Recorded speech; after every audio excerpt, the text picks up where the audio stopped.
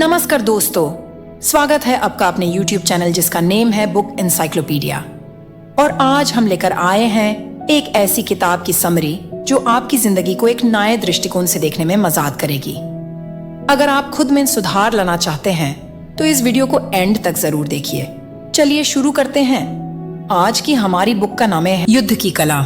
युद्ध की कला को 200 से अधिक वर्ष पहले एक चीनी सामरिक नामक सुन चू द्वारा लिखा गया था। युद्ध के प्रायोगिक सलाह के लिए सम्मानित यहाँ के पाठ किसी भी नेता पर लागू होते हैं। प्रत्येक अध्याय युद्ध के एक अलग पहलू पर केंद्रित होता है, साथ ही प्रभावी रूप से नेतृत्व करने के लिए प्रायोगिक सलाह। युद्ध में सफलता के 3 अधिक महत्वपूर्ण तत्व नेतृत्व, रणनीति और तकनीक विजय के लिए महत्वपूर्ण हैं। संक्षेप में के शर्मप्रिय नेतृत्व। पहले अध्यायों का केंद्र नेतृत्व करने पर होता है, न केवल रणनीति और तकनीक के संबंध में बल्कि अनुयायियों में आत्मविश्वास और उद्देश्य को बढ़ाने के तरीके के बारे में भी। यहाँ का ध्यान मजबूत और आत्मविश्वासी होने पर है, लेकिन दूसरों की कल्याणकारी और जिम्मेदार भी होने पर। 5 खतरनाक दोष हैं जो एक सामरिक को प्रभावित कर सकते हैं। 1. लापरवाही जो विनाश की ओर ले जाती है। 2. कायरता जो पकड़े जाने की ओर ले जाती है। 3. एक जल्दबाजी वाला स्वभाव जिसे अपमान से उकसाया जा सकता है। 4. सम्मान की सूक्ष्मता जो शर्म के प्रति संवेदनशील होती है। 5. अपने पुरुषों के प्रति अत्यधिक चिंता जो उसे चिंता और परेशानी के प्रति खुला छोड़ देती है। सामान्यों को उदाहरण द्वारा नेतृत्व करना चाहिए और उन्हें ऐसे व्यवहार और गुण दिखाने चाहिए जो उनके पुरुषों को आत्मविश्वास देते हैं। जब एक नेता अनावश्यक जोखिम उठाता है या उन्हें सोचे बिना निर्णय लेता है तो उसकी लापरवाही उसके आदेश में सभी को प्रभावित करती है और उसकी प्राधिकरण को कमजोर करती है। सैनिक अपने नेताओं से उम्मीद करते हैं कि वे उन्हें विजय की सही राह पर रखेंगे और उन्हें खतरे से बाहर बंद रखेंगे।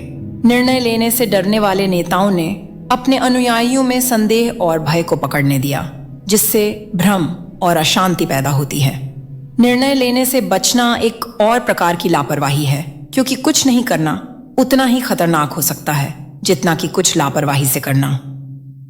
जब एक सामान्य आगे बढ़ने या पीछे हटने का निर्णय करने में देरी करता है तो वह संकोच जीवन या मृत्यु, पराजय या विजय का मतलब हो सकता है। जो नेता जल्दी में गुस्सा करते हैं उन्हें नियंत्रण से बाहर, अप्रत्याशित और अस्थिर माना जाता है। अगर नेता का स्वयं का नियंत्रण नहीं होता तो उसके पुरुषों के लिए उसके दिशा निर्देश और नेतृत्व क्षमता को गंभीरता से लेना मुश्किल हो जाता है। सभी नेताओं को एक कोर की आवश्यकता होती है जो रणनीतियों, योजना बनाने और सफल अभियान के अन्य पहलुओं में मदद करते हैं। जब यह कोर बोलने से डरता है तो मूल्यवान इनपुट और प्रतिक्रिया की कमी होती है, क्योंकि डांट के भय के कारण। एक मजबूत नेता को अपने आत्मसम्मान और गर्व का एहसास होना चाहिए, खुद में, अपने पुरुषों में।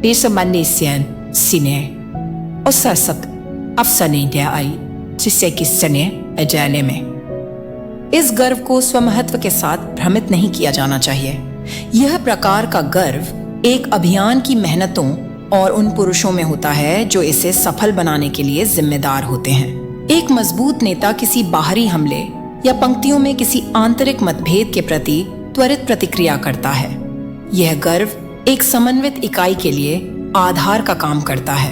एक अच्छा नेता अपने अनुयायियों की परवाह करता है, लेकिन समझता है कि परवाह करने और सक्षम करने के बीच एक सूक्ष्म रेखा होती है। जब पुरुष जानते हैं कि उनका सामान्य देखभाल करता है तो वे उसे सम्मान देते हैं और वे जो कुछ भी प्राप्त करने की कोशिश कर रहे हैं उसके समग्र प्रयासों का सम्मान करते हैं। लेकिन जब एक नेता सेना के पक्ष में अधिक चिंतित हो जाता है बजाय अभियान के, परिणाम विनाशकारी होते हैं। पुरुष संतुष्ट हो जाते हैं, उनकी प्रेरणा खो देते हैं और उनकी प्रतिबद्धता कम हो जाती है। रणनीति एक बार जब एक सामान्य या प्रबंधक को नेतृत्व करना सीख लेता है तो उसे रणनीति का उपयोग करना सीखना होगा।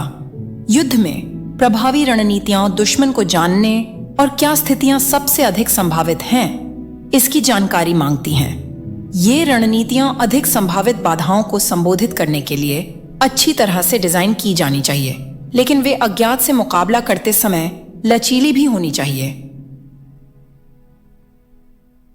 कौन सी सेना मजबूत है? 2. किस पक्ष पर अधिकारी और सैनिक अधिक प्रशिक्षित हैं? 3. दोनों सामरिक नेताओं में से किसकी क्षमता अधिक है? 4. किस सेना में पुरस्कार और दंड में अधिक स्थिरता है? एक सेना को विजय की किसी भी संभावना के लिए अपने दुश्मन की ताकतों और कमजोरियों को जानना चाहिए। समझना कि दुश्मन मजबूत है या कमजोर, यह निर्धारित करता है कि कैसे एक विजयी रणनीति बनाई जाए। एक श्रेष्ठ ताकत की सेना का सामना करते समय तकनीक और रचनात्मकता विरोधी के लाभ को कम करने में बड़ी भूमिका निभाती हैं। एक श्रेष्ठ सेना के साथ सीधे मुकाबले का सामर्थ्य सिर्फ सिद्धांत नहीं है, इसके लिए चतुराई, व्यापक तैयारी, सासादी और तकनीकों को तेजी से बदलने की क्षमता चाहिए। जब एक सेना को एक ऐसे दुश्मन का सामना करना पड़ता है जिसमें श्रेष्ठ प्रशिक्षण और नेतृत्व होता है, तो एक अभियान की रणनीतियां उसे दर्शानी चाहिए। यहाँ रचनात्मकता और वैकल्पिक विधियों का उपयोग करना होता है ताकि विरोधी के लाभ को कम किया जा सके। एक प्रभावी सामरिक नेता जानता है कि कैसे सिद्ध तकनीकों का उपयोग करके ठोस रणनीतियां बनाई जाएं, लेकिन उसे यह भी पता होता है कि कब समायोजन करना है और कब पारंपरिक तकनीकों से विचलित होना है। शायद एक सामान्य की सबसे बड़ी ताकत यह जानने और स्वीकार करने की होती है कि वे एक विरोधी सामान्य से कम सक्षम हैं।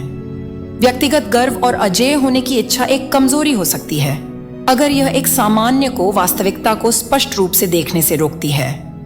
अपने शत्रु के सापेक्ष कैसे होने का समझना एक प्रभावी सामान्य एक रणनीति बना सकता है जिसमें उस अनुकूलता को नकारने के तत्व शामिल होते हैं। अभियानों को केंद्रित रखने और समूह उद्देश्य की भावना को बढ़ाने के लिए अनुशासन आवश्यक है। जानना कि पुरुषों को कैसे पुरस्कृत और दंडित किया जाता है और परिणामों की स्थिरता अनुशासन के स्तर को दर्शाती है।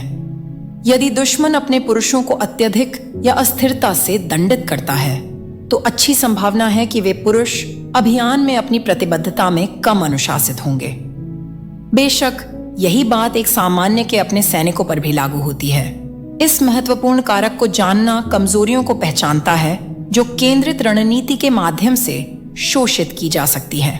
तकनीकें, जबकि रणनीतियां यह फोकस करती हैं कि क्या करना है, तकनीकें यह फोकस करती हैं कि कैसे करना है। यदि वे प्रभावी तरीकों से लागू नहीं की जा सकती हैं, तो सबसे अच्छी रणनीतियां भी विफल हो जाती हैं।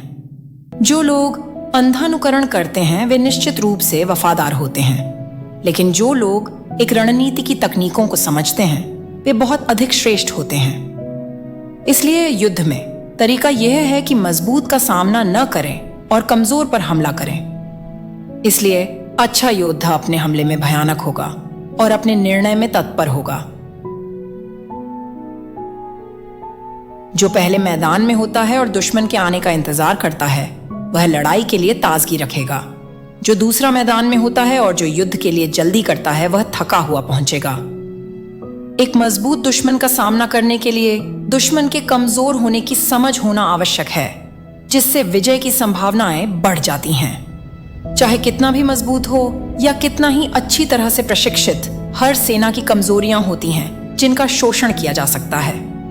इन कमजोरियों पर हमला करके सफलता की संभावनाएं अधिक होती हैं और ये सफलताएं आत्मविश्वास पैदा करती हैं। ये हमले दुश्मन के लाभों को कम करते हैं और धीरे धीरे उनकी ताकतों को नष्ट कर सकते हैं। एक सामर्थ्यशाली जनरल जो अपने पुरुषों में आत्मविश्वास और उद्देश्य उत्पन्न करता है, उसने अपनी सेना को तेजी से कार्रवाई के लिए तैयार किया होता है। स्थिर रणनीतियों और तकनीकों के साथ एक जनरल और उसके पुरुष तेजी से और भयानक रूप से हमला करने के लिए तैयार होते हैं। वे अपने नेता में रणनीति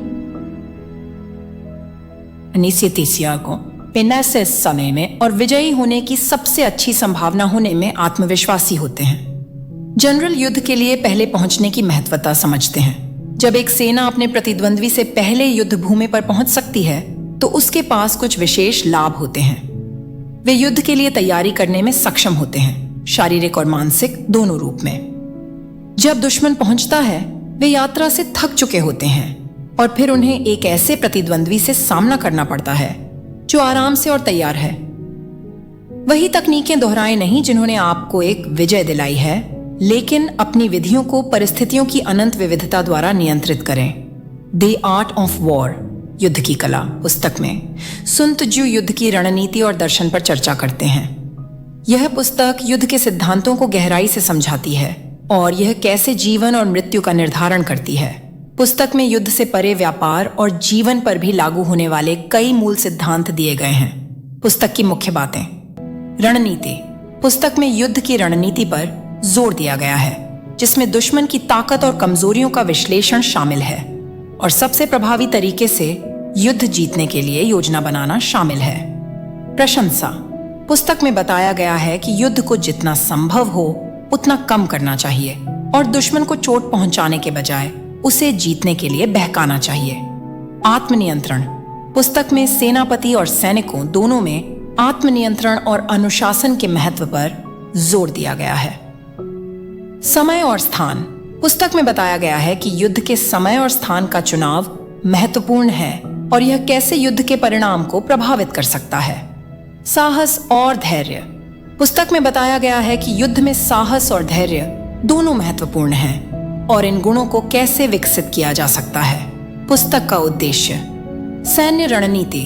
पुस्तक का प्राथमिक उद्देश्य सैन्य रणनीति के बारे में ज्ञान प्रदान करना है ताकि सेनापतियों को युद्ध में सफलता प्राप्त करने में मदद मिल सके। जीवन और व्यवसाय। पुस्तक में दिए गए सिद्धांत युद्ध से परे जीवन और व्यवसाय पर भी लागू होते हैं, जैसे कि संघर्ष से बचना, अपने लक्ष्यों को प्राप्त करना और प्रभावी तरीके से निर्णय लेना। संक्षेप में द आर्ट ऑफ वॉर एक कालातीत पुस्तक है जो युद्ध की कला, रणनीति और दर्शन पर एक गहन समझ प्रदान करती है।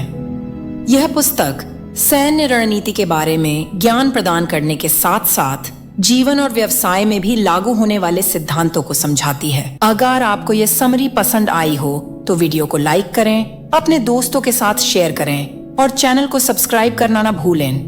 कमेंट करके जरूर बताएं कि अगला वीडियो किस किताब पर चाहिए।